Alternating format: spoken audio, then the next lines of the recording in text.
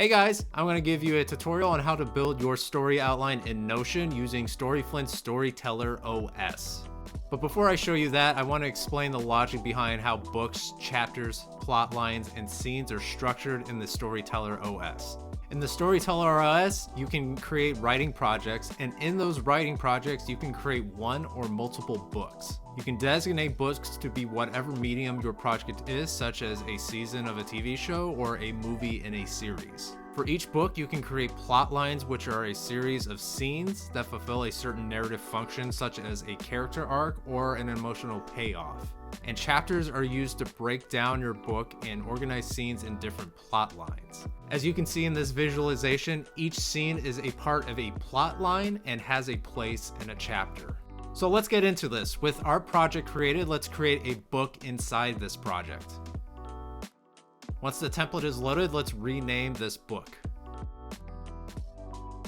This order in series property designates when this book takes place in the series. Since this will be the first book in the series, let's just keep this set to 1. Next, let's set a goal date for getting this book done. With that set, this property shows how many days left until this book is due. Let's scroll down here. This section is the premise builder. It's a step-by-step guide that'll help you build the premise for this book. You don't have to use it, but it comes preloaded for every book you create in the Storyteller OS. Also, the premise builder is a free guide you can get access to at StoryFlint.com, so check that out if you want.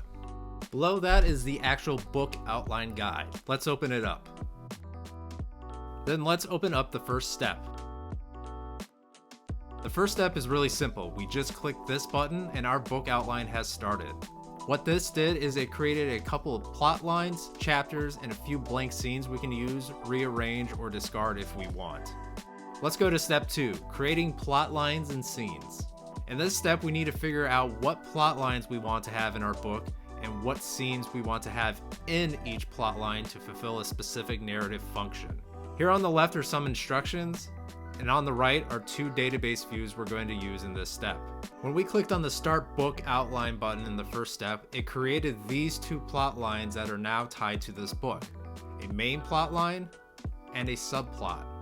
You can edit the title of the plot line and change its type like so. If you want to add more plot lines, you can click one of these 3 buttons here for another main plot line, another subplot, or a character arc. And when you create new plot lines, it's best to add a prefix with the next letter of the alphabet because doing this will help you sort your plot lines automatically later in the process when we use groups for different board and table views. Also, I want to mention you can connect a character from your characters database to a character plot line with this property. Click here and you can connect an already made character from your characters database or create a new one right here from this property. You can also delete plot lines as necessary.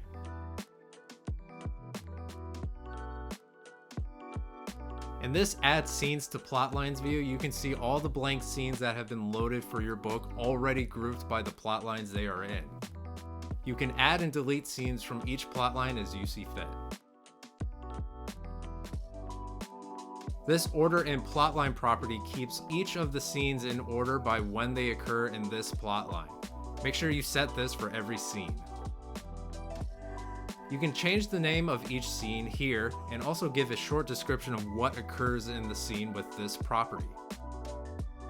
This scene purpose property is a great way to make sure every scene in your story serves a purpose, whether that is moving the plot forward, developing character, or showcasing world building. Let's delete these plot lines for now. Over here on the left again, you can also click these plotline template buttons to load plot archetypes with the necessary scenes or beats for each. So for instance, if we click this Hero's Journey button, it'll load a new plotline labeled Hero's Journey and all the scenes needed to fulfill that plot archetype. You can see here the scene purpose property that each of these scenes fulfills a specific beat in the hero's journey. That's all set up for you to use and modify to your needs. Alright, so we have the plot lines we want created and the scenes that we want. Let's go on to the next step, create chapters and organize scenes. You'll see in this view there are 5 chapters that were created when we clicked on the Start Book Outline button in the first step. If you want to add more chapters, don't click on this new button here. Open the instructions up here and click this button. Clicking this button creates new chapters and also creates a blank scene related to that chapter. Designate the order number of each chapter within this book with this property. You can edit the name of each chapter like so, and similar to naming plot lines, you want to use the sequential prefix in your chapter's name, as this will help with sorting later on. Try to keep the prefix consistent with the order in chapter property. Alright, let's go to this Put Scenes in Chapters view. This view is a board that allows you to drag and drop scenes you've created into designated chapters. You can see the toggle groups for plot lines and scenes in these plot lines. And you can see these columns here are for all your chapters. This is why it was good to use the prefix in the name, as it keeps these columns in order. Think of this board as a giant table you can rearrange your scenes in. Plot lines are the rows of the table and chapters are the columns. All of our scenes right now that are a part of a plot line are in this no chapter column. That means these scenes don't have a chapter connected to them. We can fix that by simply dragging and dropping each scene to the chapter we want that scene to take place in. Do this for each scene.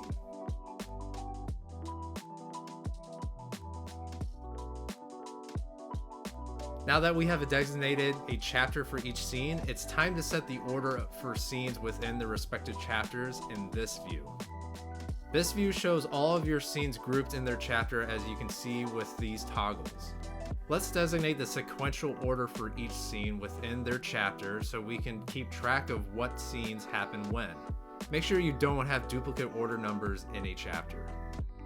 This in plotline sequence property is nothing for you to edit, it just shows you when a scene occurs within the plotline to help you order your scenes correctly in the chapter.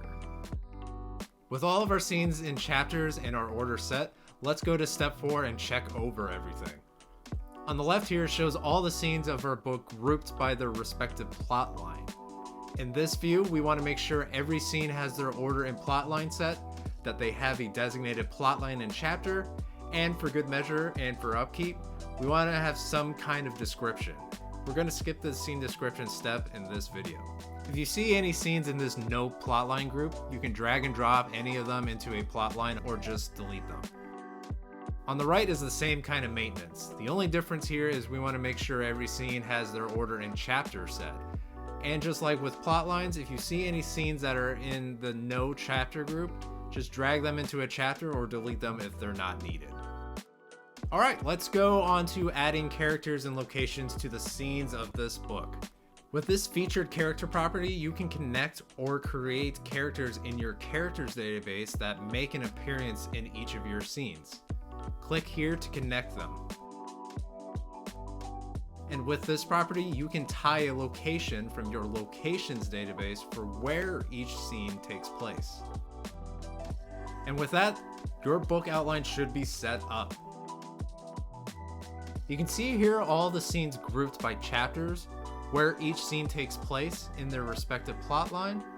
And this property is the scene's ID, which is created by its book, chapter, and order in the chapter. You can always add, delete, and move around scenes whenever you want. Now that this book's plot is structured, we can set up a schedule and goals to get it written. This first step is to make sure we set a goal date to get this book done, which we did earlier. Step 2 is to set designated times for you to work on the chapters of this book. On the left here are the chapters that don't have a work time set, and on the right here is where we can set the work time frame for each chapter. All you have to do is flip through to the month that you want to start at and pick and drag a chapter from the left onto the calendar on the right. You can move around the time frame as needed. You can also make it longer and shorter. You can see here that when you adjust the work time frame of this chapter, its due status also adjusts. It's a pretty nifty countdown to let you know how long you have until you need to get this chapter complete. Let's set the work time for the rest of these chapters. Make sure you don't set your chapter work time to go past your book's goal due date. If need be, you can adjust the book's goal due date at the top. When you're done using these 3 guides at the top, you can delete them to keep your book's page clean. Down here in this book structure section, you can see all the chapters of this book, the entire book outline, all the different plot lines and arcs, and the chapter and plotline matrix. You can also use these buttons at the top to create more chapters or plot lines for this book.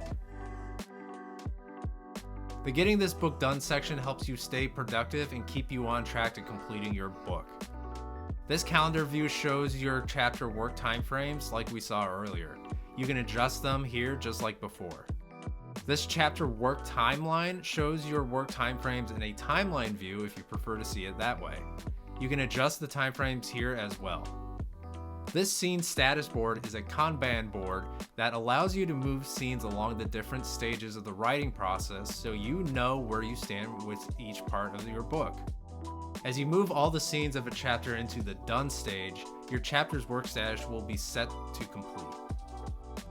This scene details section displays the scenes of this book and some of the connected elements to other parts of the story, such as the characters that appear in each scene, the location of where the scene takes place, and the related historical event, if the scene takes place in one, from the historical timeline of this project.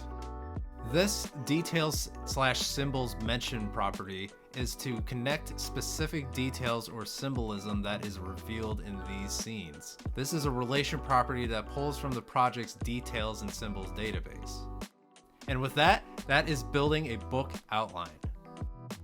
Here on this project's main page, we can go to this series plot outline dashboard to see the entire plot outline of this project. As you add more books to this project, all the scenes will populate here on this dashboard so you can see a comprehensive view of your entire story. And that's it. That is building a book outline using StoryFlint's Storyteller OS workspace in Notion. If you're interested in learning more about the Storyteller OS, visit StoryFlint.com.